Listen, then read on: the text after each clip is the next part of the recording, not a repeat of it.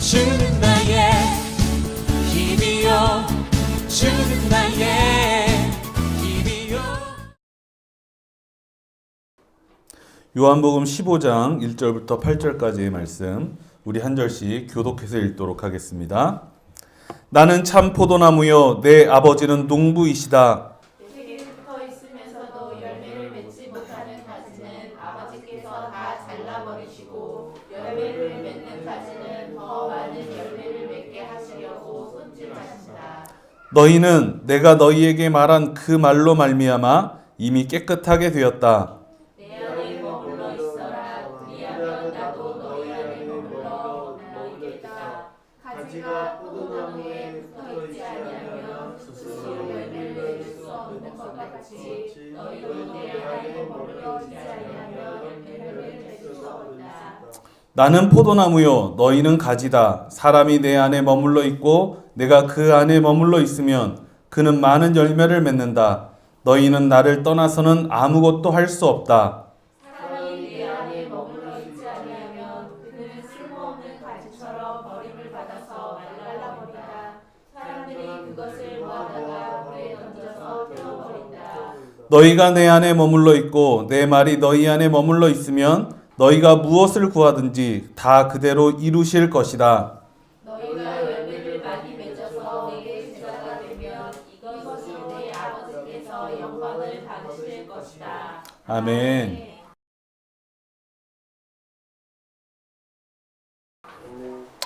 오늘은 어떤 이유도 하나님보다 클 수는 없습니다. 어떤 이유도 하나님보다 클 수는 없습니다. 라는 제목을 가지고 하나님 말씀을 전하도록 하겠습니다. 이제 저희가 카메라도 뭐 들어왔고 막 이랬죠. 우리가 물리적인 교회를 키울 수 없으니까 우리가 교회의 영역을 인터넷으로 한번 넓혀보자라는 생각을 가지고 있습니다. 근데 이렇게 그런 생각을 가지고 이런저런 걸 도입을 하다 보니까 뭘 한 가지를 추가할 때마다 그것이 우리에게 주는 한계가 있어요. 제가 저 카메라로 이렇게 설교를 찍어 보니까 저 카메라가 24분이 넘어가면 자동으로 꺼지더라고요. 그래서 설교를 어쩔 수 없이 카메라에 맞춰서 24분 안에 해야만 하는 그런 상황에 제가 몰려 있습니다. 아마 앞으로 설교가 굉장히 짧아지지 않을까 카메라 때문에 이런 기대를 해봅니다. 우리는 여러 가지 상황도 중요하고 현실적으로 살아가는 게 굉장히 중요하죠. 우리는 현실에 발을 딛고 있는 사람입니다. 그런데 이 현실 속에서 우리는 다양한 상황을 만나게 되죠. 우리에게 중요한 건 그 어떤 상황에서도 내가 그리스도인임을 잊지 않고 살아가는 겁니다. 현실이 우리를 아무리 흔든다 할지라도 현실이 아무리 우리에게 다른 길을 요구한다 할지라도 내가 그리스도인임을 자각하면서 그리스도인의 길을 가는 것, 그게 바로 우리가 하나님 앞에서 우리가 살아내야 될 삶이라고 하는 겁니다. 그 햇님 달님이라고 하는 전래 동화가 있죠. 이 동화에 보면 그렇게 시작을 합니다. 어떤 아들과 딸을 키우는 엄마가 있었는데 이 홀어머니가 떡 장사를 해가지고 이 아이를 키웁니다. 하루는 장에 나가서 떡을 팔고 남은 떡을 이제 머리에다 이고 남은 떡은 아이들과 먹을 요량으로 이제 고개를 넘어오고 있었습니다. 고개를 하나 딱 넘는 중간에 갑자기 호랑이가 딱 나타나는 거예요. 호랑이가 나타나가지고 떡 하나 주면 안 잡아먹지 하더라는 겁니다. 그래서 떡 하나를 주고 얼른 도망쳐서 다음 고개를 넘어가는데 또 호랑이가 나타나더라는 거예요. 호랑이가 나타나서 떡 하나 주면 안 잡아먹지. 그래서 이 엄마가 아이들을 만나고 싶은 생각에 떡을 다 주고는 호랑이한테 다 주고는 길을 다시 나서려고 하는데 곰곰이 생각을 해보니까 궁금한 게 생기는 거예요. 그래서 호랑이한테 물어봤다 그럽니다. 호랑이님, 호랑이님은 육식동물인데 왜 떡을 드십니까? 그랬더니 호랑이가 그런 얘기를 하더라는 거예요. 내가 떡 먹는 건 이상하고 말은 하는 건 안 이상하냐? 이렇게 얘기하는. 우리가 어떤 문제에 너무 깊이 몰두를 하다 보면 다른 더 중요한 문제를 놓치게 될 때가 많이 있습니다. 우리가 오늘 읽은 말씀도 마찬가지예요.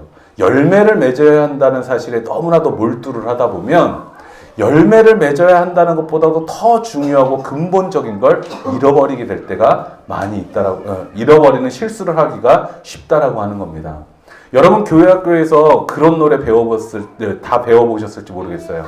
예수님은 생명의 참 포도나무, 아버지는 포도원 농부시니 우리들이 열매를 맺지 않으면 아낌없이 찍어서 던지시리라. 전 교회학교 때 이 찬양을 참 많이 불렀던 것 같아요.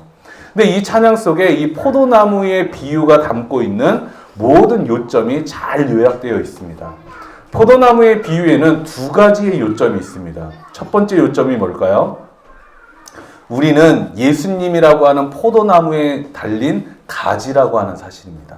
이 말은 무슨 뜻이에요? 우리와 예수님의 관계는 뗄 수 있는 관계라는 거예요? 뗄 수 없는 관계라는 거예요? 뗄 수 없는 관계라는 거죠. 우리의 생명의 원천이 되시는 분, 우리의 힘과 능력이 되시는 분이 바로 예수님이라고 하는 사실을 우리에게 보여주는 겁니다. 또 하나의 요점이 뭔가요? 바로 열매를 맺어야만 한다라고 하는 거죠. 그런데 이 두 가지 요점은요, 어느 게 더 중요하다라고 할 수가 없는 겁니다. 우리가 예수님의 사람이라고 하는 걸 인식을 해야 그리스도의 열매를 맺으면서 살아갈 수가 있는 겁니다. 여기에서 진짜 중요한 게 뭐냐면 우리가 그리스도인임을 인식하고 살아가는 거예요. 예수님께서 이 포도나무의 비유를 들려주실 때 이 비유를 듣던 사람들은 어떤 사람들이냐면 대부분이 교회에서 환영받지 못하는 사람들이었습니다. 왜 환영을 받지 못했느냐? 일이 바빠서 교회에 출석도 잘하지 못해요. 왜냐하면 먹고 살아야 되니까. 그리고 가난하기 때문에 헌금도 잘하지 못해요. 교회에서 부과하는 여러 가지 신앙의 준칙들을 잘 지키지 못해서 교회에서 환영받지 못하고 나는 교회의 규칙을 잘 지키지 못하기 때문에 하나님과 멀어져 있다고 생각하는 사람들이었다고 하는 거예요. 그 사람들은 자기 스스로가 하나님과 멀어져 있다고 생각을 했기 때문에 하나님의 사람처럼 살려고 하는 노력을 포기하고 살아가고 있었다는 거죠. 그 사람들에게 예수님께서 오늘 말씀을 들려주신 거예요. 뭐라고 하시는 겁니까? 너희가 교회에서 환영받지 못하고 너희 스스로 하나님과 멀어졌다라고 생각할지 모르지만 내가 보기에 너희들은 여전히 하나님의 자녀라고 하는 거예요. 너희가 하나님의 자녀라는 걸 인식하고 살아가면 어떻게 된다? 너희로부터 그리스도의 열매가 맺힐 것이다. 이게 바로 오늘 말씀의 핵심이라고 하는 겁니다. 그러니까 우리에게 가장 중요한 게 뭐예요? 내가 그리스도인임을, 내가 예수라고 하는 포도나무에 달린 가지임을 인식하고 살아가는 것, 기억하고 살아가는 것, 잊지 않는 것, 항상 그 생각 속에서 내가 행동하는 것.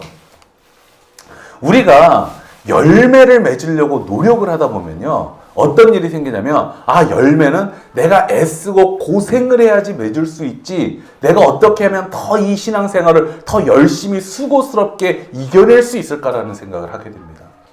그런 생각을 가진 사람들이 항상 빠지는 길이 뭐예요? 금욕주의, 성결주의 이런 쪽으로 빠지게 되는 겁니다. 그런데 여러분이 기억하셔야 될 게 있어요. 신앙생활은요, 애쓴다고 되는 게 아니고 극기 훈련은 더더욱 아니다라고 하는 거예요. 아무리 애써도요, 포도나무가 사과를 맺을 수는 없는 겁니다. 그렇죠? 사과나무가 포도를 맺을 수도 없는 거예요. 포도나무가 포도 열매를 맺고 사과나무가 사과를 맺는 거는 이거는 애써서 되는 게 아니라 아주 자연스러운 현상이에요. 우리가 그리스도인임을 자각하고 그리스도인으로서 살아가면 우리 안에 그리스도의 열매가 맺히는 것도 매우 자연스러운 현상이라고 합니다. 내가 자꾸만 신앙생활을 할 때 애써야 된다라고 생각을 하면요, 신앙을 부자연스럽게 만들어요. 내 신앙생활이 부자연스러워지면요, 다른 사람들이 보기에도 내가 부담스럽고 불편하게 생각이 됩니다. 지금 많은 한국 교인들이 빠져있는 신앙의 상태가 이거예요. 한 사람 한 사람은 정말 신앙생활을 열심히 하고 교회에 충성을 다 바치고 내가 어떻게 하면 하나님을 위해서 더 애쓸까를 노력하면서 살아가는데 그걸 바라보는 사람들은 그들의 신앙을 불편하고 부담스럽게 생각한다는 거예요. 이게 우리의 상태가 되면 안 되는 거예요. 우리의 신앙생활은 항상 어디에 있어야 돼요? 우리의 삶 속에 잔잔하게 녹아 있으면 돼요. 막 이렇게 내가 예수 믿는다 그래서 그리스도인이라고 해서 막 튀어 보이고, 이 전라도 사투리는 볼가진다 그러는데 정말 너무 튀어가지고 보기 싫은 거, 그런 상태가 돼서는 안 된다라고 하는 거예요. 제가 목사님들을 이렇게 만나보면 정말 창피한 목사님들이 되게 많아요. 어디를 가서도요, 자기가 목사라고 하는 걸 막 떠들어대. 그리고 행동을 바르게 하느냐? 그렇지도 않아. 나는 목사니까 뭐 더 해줘.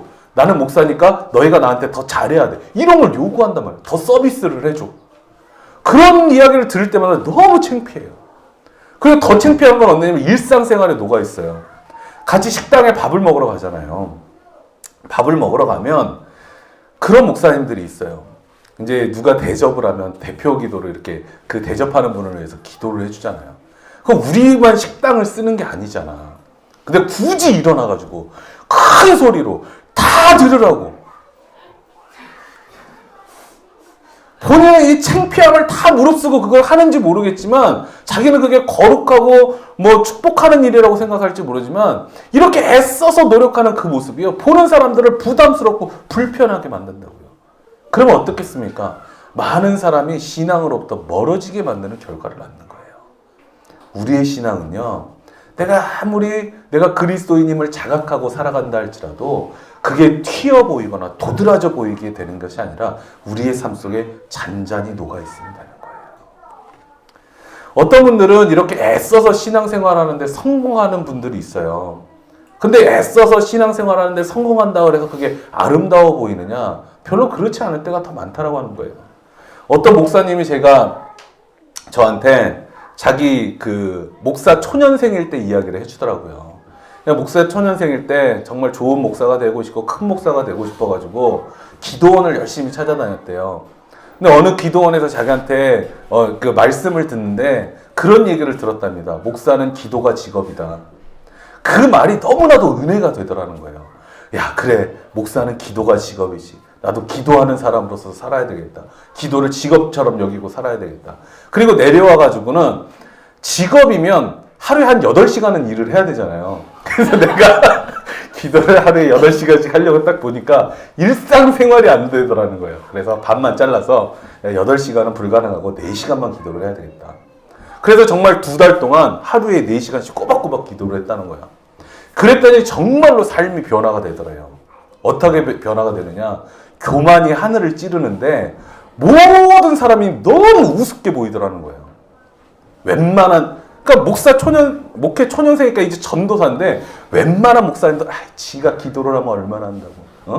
뭐 좀 이렇게 신앙생활 열심히 하는 권사님이나 장로님, 연세 많이 드신 분들이라도 아이고 나이만 처먹었지 나보다 기도도 안 하는, 이런 생각이 들더라는 거예요. 그래서 자기를 돌아보니까 이래서는 안 되겠다. 이러다는 나 진짜 이 교만 때문에 무너지는 수가 있겠다. 그래서 기도하기를 멈추셨다는 그 이야기를 들었어. 야, 이거 하루에 4시간씩 기도하는 거 이거 문제가 있다. 그런 이야기를 제가 들은 적이 있는데, 이게 그래요. 애써서 신앙생활 하는 건요, 성공을 하더라도 문제입니다. 애써서 신앙생활을 하는 일에 성공해서 교만에 빠지는 대표적인 사람들이 누구냐면 율법주의자들이에요. 그 사람들은 얼마나 노력을 했습니까? 얼마나 애를 썼습니까? 그 애쓰고 노력을 해서 그 누구도 따라올 수 없는 거룩한 모습을 자기가 가졌잖아요. 근데 그 거룩함이 나를 예수 그리스도의 사랑과 하나님의 사랑을 닮게 만드는 일이 아니라 교만에 빠뜨려버리고 다른 사람을 우습게 보게 만들고 정죄하게 만드는 그런 결과밖에 낫지 않았다라고 하는 거예요. 그리스도인은요, 애써서 열매를 맺는 게 절대 아닙니다. 그리스도인의 열매는요, 하나님을 신뢰하면서 오는 거예요. 뭐라고요? 하나님을 신뢰함. 내가 하나님을 신뢰하면서 내가 하나님의 사람이라는 걸 의식하고 살아가다 보면 그 삶 속에 자연스럽게, 야, 쟤 정도면 예수 믿을 만하다. 자, 내가 예수 믿는 사람 다 싫어하지만 쟤는 예수 믿는 거 내가 인정한다. 박수 쳐준다. 이런 열매를, 박수 치는 말 아니에요? 이런 열매를 맺게 된다라고 하는 거예요. 저는 여러분이 모두 이런 열매를 맺을 수 있으면 좋겠습니다. 저는 우리가 맺을 열매가 무엇인지를 이렇게 알면요, 왜 우리가 애쓸 필요가 없는지를 알 수 있게 되는 거예요. 어느 신부님이 죽어서 하늘나라를 갔다 그럽니다. 하늘나라 식당에 가서 밥을 먹으려고 그러는데 아무도 자기를 거들떠보지도 않더라는 거예요. 천사들을 보니까 서빙을 하는데 다른 사람은 다 서빙을 해주면서 자기한테는 서빙을 안 오는 거죠. 한참을 기다리다가 이 신부님이 화가 나가지고 자기만 무시한다고 생각을 해가지고 천사를 불렀대요. 서빙 천사를 불러가지고 여보셔, 왜 다른 사람들은 다 서빙을 해주면서 나는 주문도 안 받냐고 이게 막 따져 물었다 그래요. 그랬더니 이 천사가 씩 웃으면서 이 신부님한테 그런 얘기를 하더라는 겁니다. 신부님은 셀프입니다. 이렇게 얘기를 하는 거예요. 그래서 신부가 화가 나잖아요. 다른 사람은 다 대접을 해주면서 자기만 셀프라 그러니까. 그래서 막 따져 물었다는 거죠. 그랬더니 천사가 뭐라고 얘기하냐면 지금 신부님이나 목사님이 오면 세상에서 대접을 많이 받았으니까 다 셀프고 평신도들은 세상에서 많이 섬기고 살았으니까 우리가 다 대접을 해주는 겁니다. 이렇게 얘기를 하더라는 거예요. 그러니까 이 신부님이 얼마나 창피해요. 그래서 가만히 있다가 이렇게 아무 소리도 못하고 있다가 가만히 생각을 해보니까 그럼 교황님은 어디 계실지 궁금하다라는 거죠. 그래서 교황님은 어디 계십니까? 라고 물어봤더니 방금 스쿠터 타고 배달 나가셨습니다. 이렇게 얘기를 하는 거예요.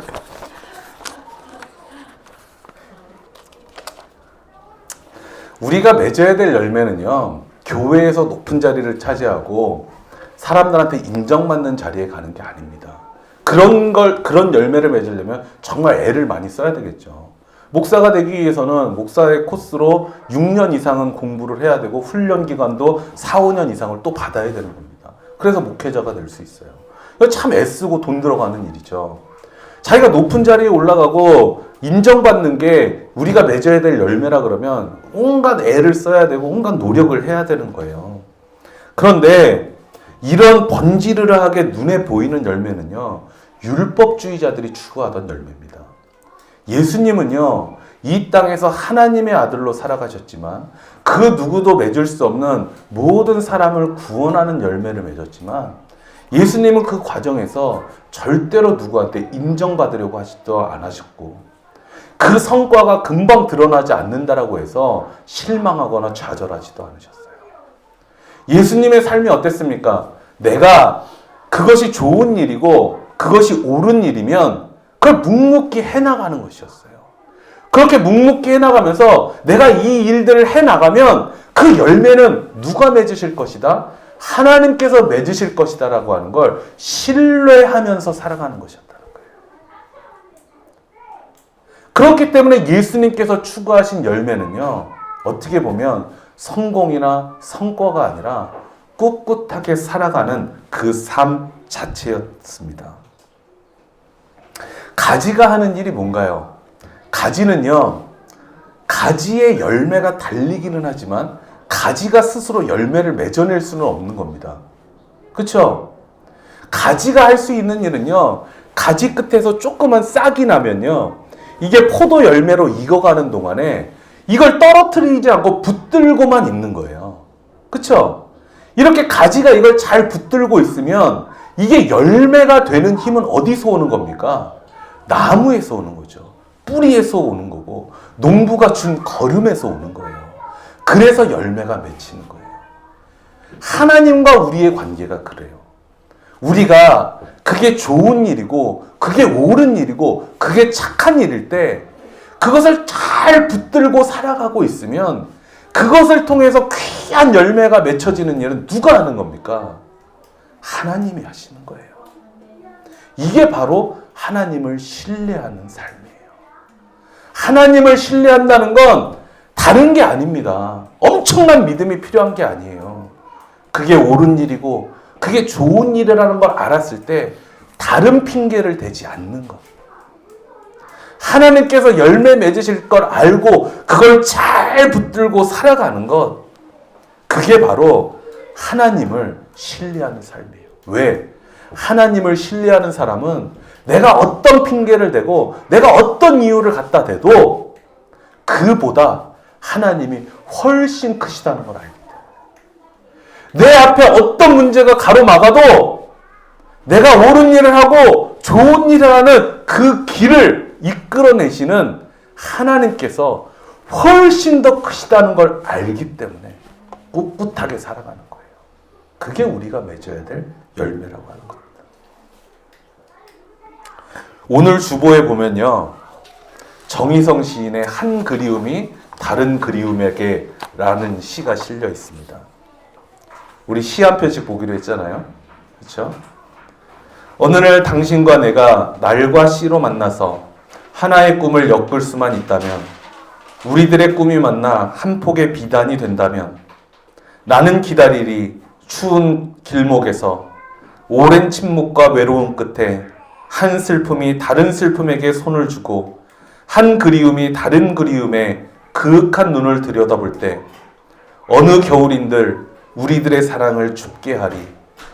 외롭고 긴 기다림 끝에 어느 날 당신과 내가 만나 하나의 꿈을 엮을 수만 있다면. 저는 이 시 안에 그리스도인의 비전이 담겨 있다라고 생각이 돼요. 그리스도인의 비전이라고 하는 건요, 엄청난 거창한 어떤 업적을 이루어내는 게 아닙니다. 우리의 소소한 일상 속에서, 우리가 날마다 평범하게 살아가는 일상 속에서 좋은 일과 옳은 일을 날줄과 씨줄처럼 켜켜이 쌓아가는 것. 그게 바로 우리가 품어야 될 비전이에요. 그러면 우리를 통해서 우리의 삶을 재료로 주님께서 아름다운 비단 한 폭을 지어내실 줄로 믿습니다. 주는